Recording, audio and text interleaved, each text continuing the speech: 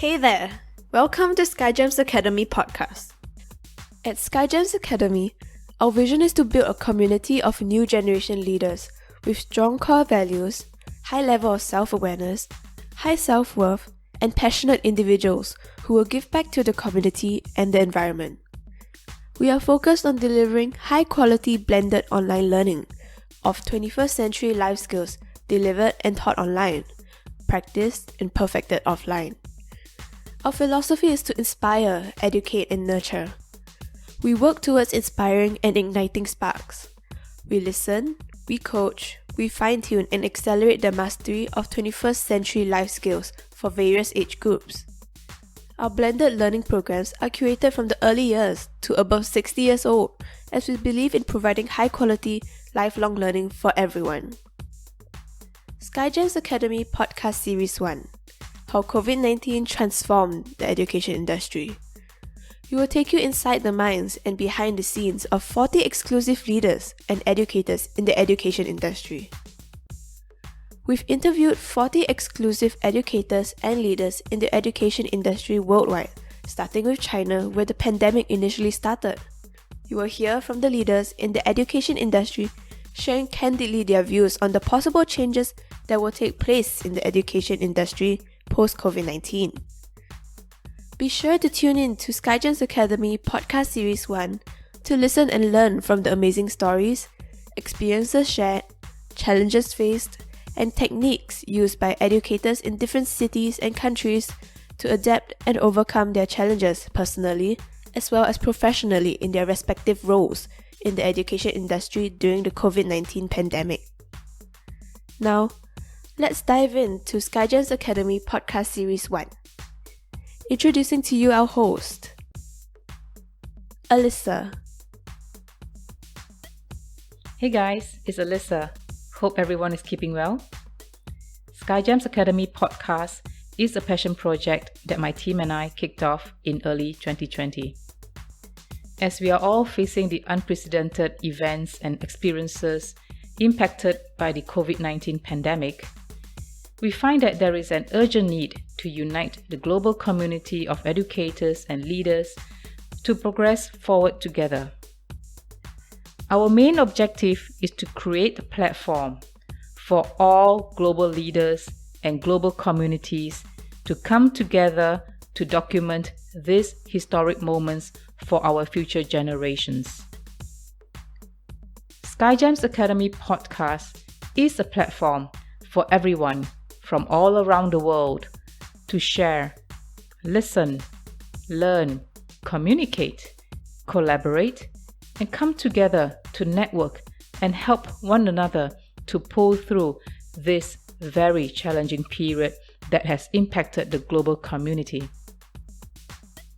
In each episode of SkyGems Academy Podcast Series 1, How COVID-19 Transformed the Education Industry, you will find yourself immersed and engaged in in-depth discussions and thought leadership in various aspects of education, technology, humanity, diversity, disparity, and collaborations in the education space. We are very grateful and sincerely appreciate each and every one of you who has motivated us, encouraged us, contributed in your own very special ways, especially our 40 exclusive guest speakers from all around the world. A big thank you to all and a big shout out to all of you. SkyGems Academy Podcast 27th speaker is Julia Reynen. As founder and principal advisor of Culture Innovator, Julia supports leaders across all industries navigate rapid growth and change without compromising positive workplace culture. Recently, Julia co-founded Clear Crossing Academy, which is an online social learning network for professionals to engage, learn, and grow. Clear Crossing Academy delivers robust, structured online courses and social learning support in 3 critical and interrelated areas: leadership, culture, and storytelling. I think we need to be generous with one another. We need to create space for one another. And we need to give people time in order to share their talents and their passions and really grow, said Julia.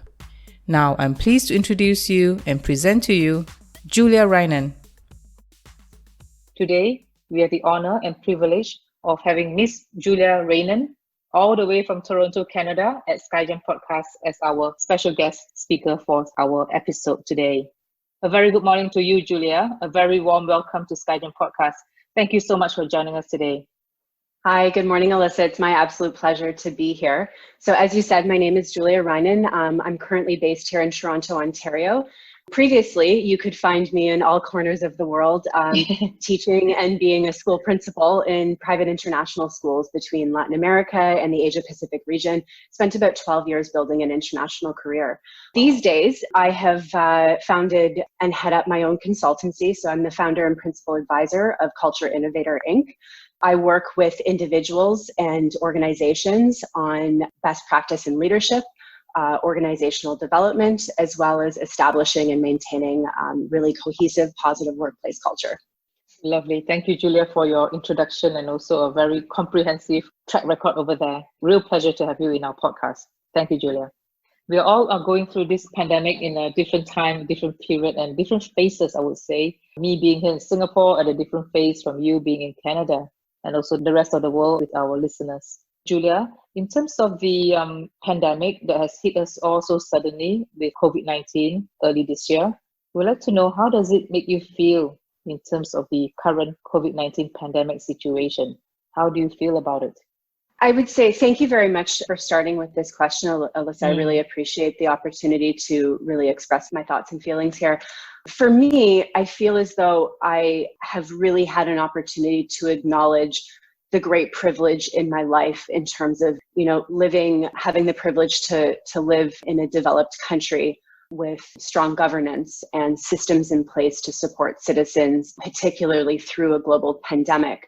From the position that I sit right now, I personally feel as though I've been quite well supported and looked after during this really difficult time for many folks out there. One of the things that I've really noticed and that I'm really looking into myself, not only individually, but with the folks that I work with, is really the inequities of the system that exist right now. So really looking at digging into, access to healthcare, really looking at access also to education at a policy level. When things went digitally very quickly, many systems struggled. And so how I'm feeling right now is just a sense of optimism for the change that we've already seen, but also for the great deal of work that still needs to be done. Well said there, Julia. I mean, there's so much going on, isn't it? And I'm glad to hear that you are in a good position in Canada and a lot of optimism towards change. So really glad to hear that. Julia, during this period, during this global pandemic, as you rightfully said, what are some of the challenges that you faced? Personally, I would say for me, it's more to do with isolation. In my current environment, I was very used to being away from home for long hours of the day, being face to face with my clients and members of the public. And so for me, in the last 3 to 4 months, it's really been very isolating, maintaining and really conducting business from home alone has been, it's been isolating. And then when I think about, those personal relationships in life, it's interesting. It sort of reminds me to a lot of the ways in which I needed to keep in contact and maintain strong ties with people over the years, having lived internationally. And so I find myself actually remembering a lot of the things that I used to be doing, like setting up, weekly or bi-weekly video chats with people and maintaining a strong loop of communication on chat groups and such. Versus when I returned back to Toronto, I had become very accustomed to, just walking down the street and checking in with somebody or, meeting someone for dinner. And so for me, I would say really it's isolation. And then when I look at, the greater picture, my perspective tells me that it's actually not that bad. That in fact, as I mentioned before, I really do acknowledge that I'm sitting in a very privileged position at the moment.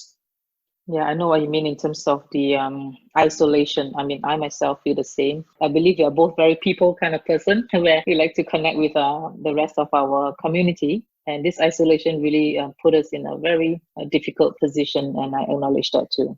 But thank you for sharing that challenge that you face. How do you make changes to adapt, Julia, in terms of the challenges that you faced, and how do you overcome them? For me, I would say it has a lot to do with, again, digging in and remembering some of the things that I've learned over the years. In the many transitions that I've managed throughout my life. And so for my business practice, it really meant for me going back to the drawing board as to how I was going to best serve my clients, as well as how was I going to really continue to grow my consultancy. And so looking for ways in which of doing that 100% online.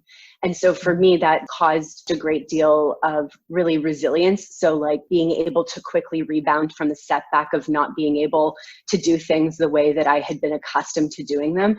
And then also finding new pathways and avenues to explore in order to support, the folks that I was already working with, but as well tap into new markets. As I grow my business, I'm always looking for ways in which that I can be best supporting individuals that might be needing my services. And so for me, it's really been all about how quickly can I adapt and how really a test of resilience. That is really a challenging period to go through that, isn't it? Resilience and grit and pulling ourselves together to move forward, as you say correctly, bouncing back or bouncing forward to make sure that we are able to progress. Thank you for sharing that, Julia. In terms of those areas that you have been challenged and the changes that you make to adapt, are there areas that you can share with us in terms of key lessons learned? I've definitely been reminded over the past handful of months that we must first seek to understand. Whenever we are perhaps fearful of what the unknown might bring us, approach it with curiosity. Seek first to understand, ask questions, ask for help at all levels. And so for me, that means reaching out to mentors. That means tapping into my community here, not only in Toronto, but really activating or reactivating my global network. It's really pulling people close as opposed to walking away and feeling further isolated. I think it's really crucial at this moment, and it's been really important for me. That is really true. Bringing people together and bringing unity in the community, unite the people is really important, especially in times of such crisis. And I appreciate you sharing that level of detail. Thank you, Julia. Julia, in terms of the education industry, the industry that we are in to educate and to help learners, how did COVID-19 change the education industry? And in your views, what are the changes that may take place post-COVID-19? Alyssa, as I was preparing for really digging into this question, because I really do feel as though this is a very dense and important question for us to examine right now, I really, again, activated my network within the university system here in Ontario. And so I work directly alongside the business school here at Ryerson University. And so I actually reached out to the students who are within my purview of my practice there at the university.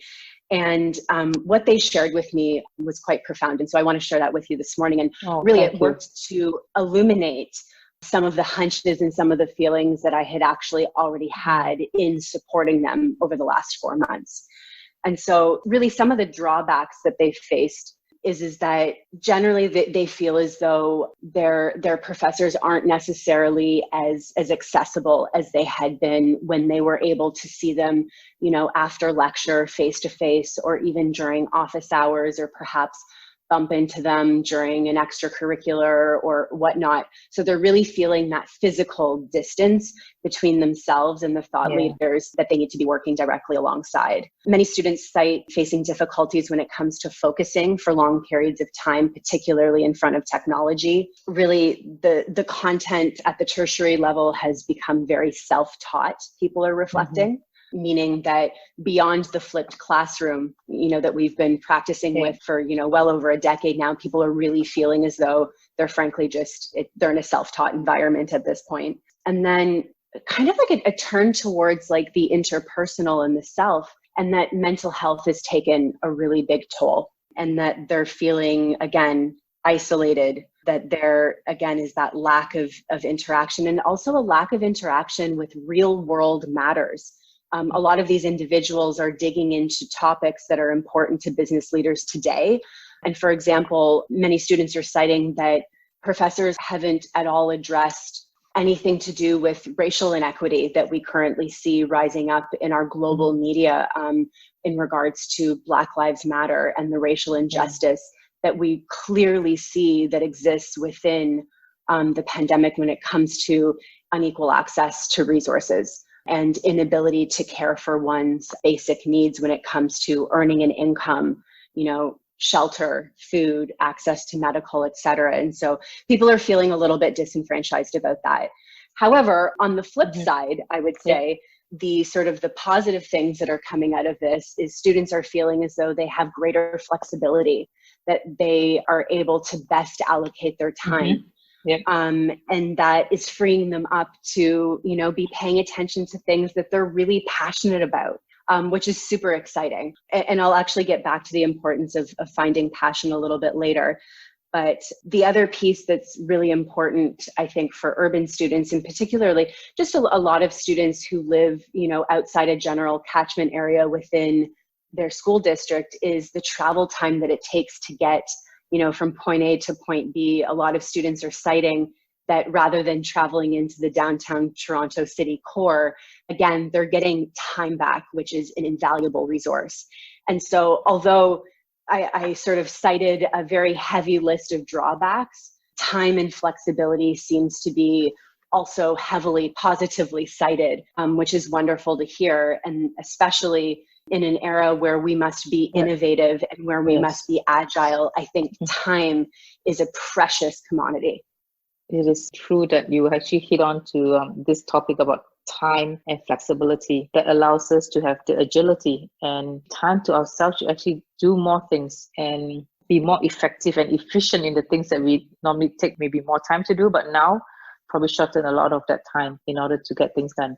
So thanks for really sharing that wonderful thought of yours and also your views. It really opens up a different dynamics altogether in terms of how we view this moving forward.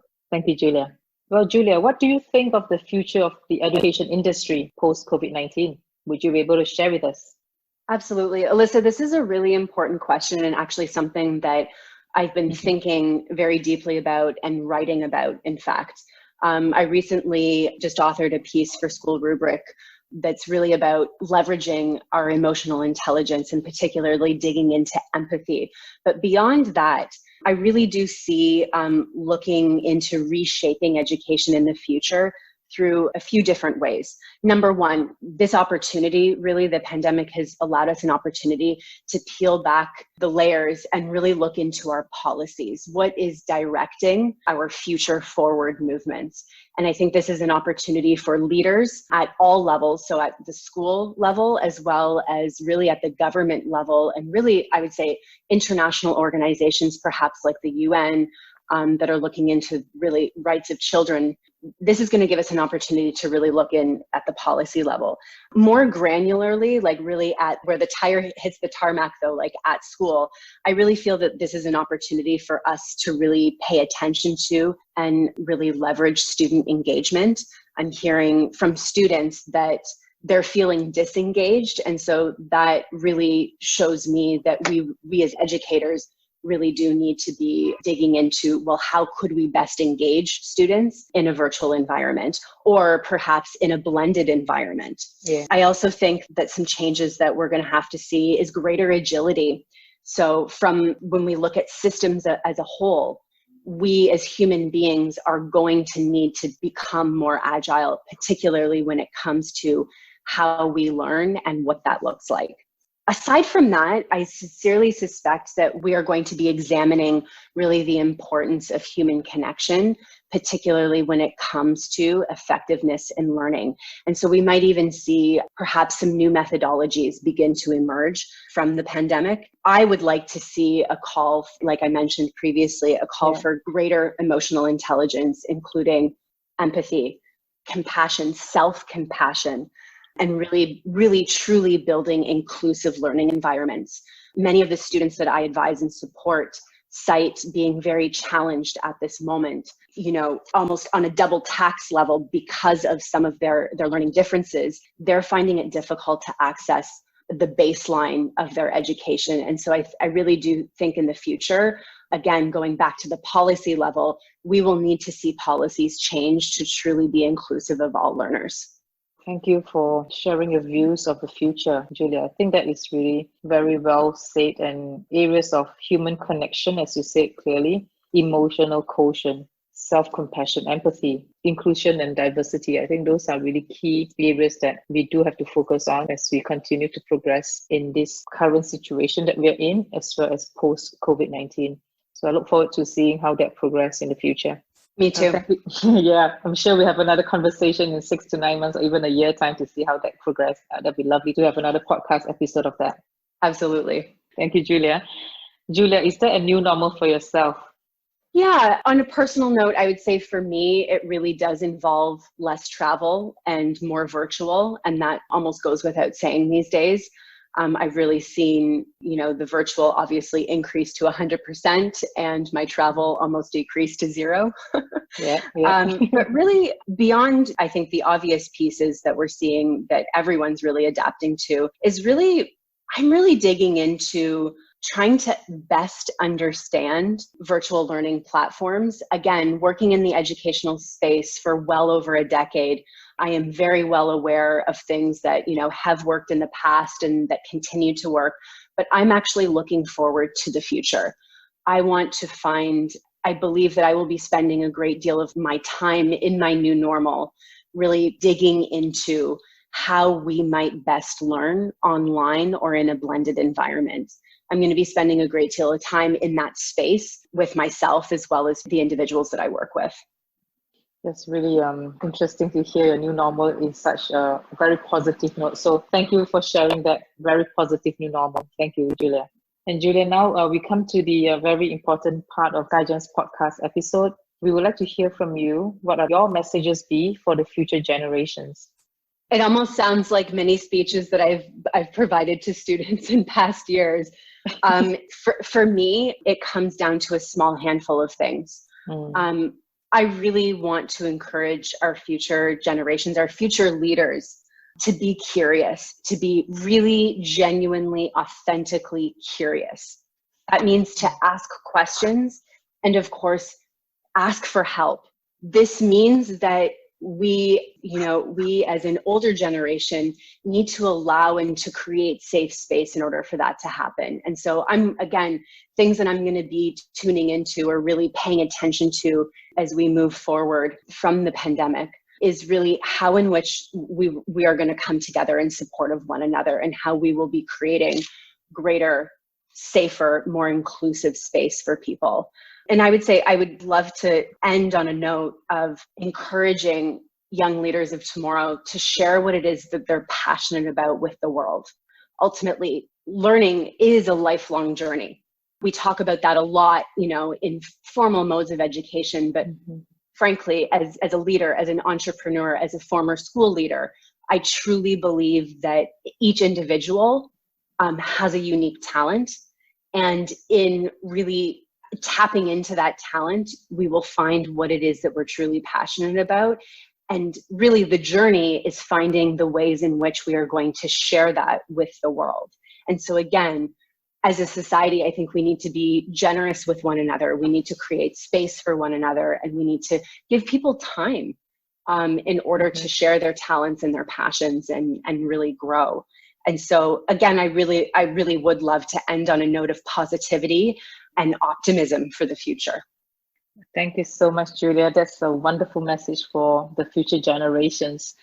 Really appreciate all that you have shared, your views, your motivation, your positivity that you have brought us today in SkyGems podcast episode.